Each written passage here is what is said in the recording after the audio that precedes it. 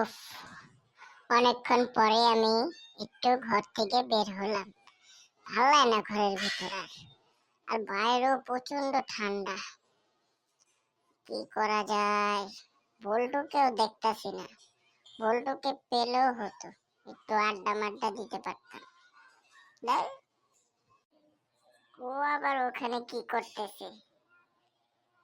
নিশ্চয় মনে হয় আমাকে খুঁজতেছে। দেখি তো গিয়ে কি করতেছে। কিরে মফিস, কি করতেছিস তুই এখানে দাঁড়িয়ে? আরে বল্টু, তুই, তোকেই তো খুঁজতেছিলাম।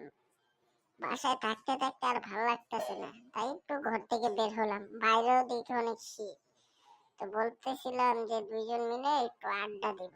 যাই হোক, ভালোই হলো। ও, আমিও একই অবস্থা আমার। আমিও বলতেছিলাম যে ঘরে আর ভাল লাগে না, তাই তোকে একটু খুঁজতে এলাম। দুজন মিলে যদি একটু আড্ডা দিই তাহলে ভালোই জমবে। হ্যাঁ, বাইরে যে শীত পড়েছে, মনে হয় না বেশিক্ষণ থাকতে পারবো। আবার যদি আব্বু এসে পড়ে তাহলে তো খবর আছে আমাদের। দূর, ছাতা বাদ দে, ভাল লাগে না। পড়াশোনা বাদ দিয়ে ওখানে বসে গল্প করা হচ্ছে না? দাঁড়া, আজকে তোদের খবর আছে। এই বল্টু, ওইখানে কি করতেছিস? দাঁড়া, আজকে দাঁড়া, পালাবি না বলতেছি। ওরে বাবা রে, আব্বু তো চলে আসলো। বাগি, বাগলাম বন্ধু, বাগি। আরে তোর আবার কি হলো? তুই আবারও ফাঁকিবাজি দিয়ে চলে গেলি। দাঁড়া বলছি। ওরে বাবা রে, তো দেখি বাবা আসতেছে। বাবা, আমি আর রুম থেকে বের হব না, আমাকে এবারের মতন মাফ করে দাও।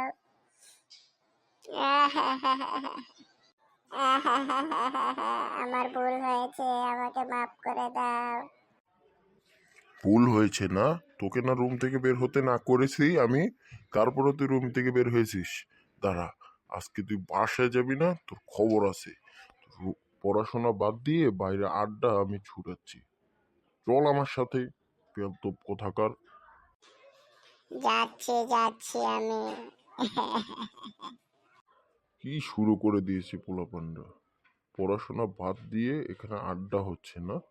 আর ওই ওই ওকে তো আজকে, দাঁড়া, ওর বাবাকে আমি ফোন দিতেছি। নাম্বারটাও খুঁজে পাচ্ছি না। দাঁড়া, আজকে ওর বাবাকে ফোন দিয়ে সবকিছু জানাতে হবে। আজকে ওর খবর আছে। ফোনে ব্যালেন্সও শেষ হয়ে গেল। দূর,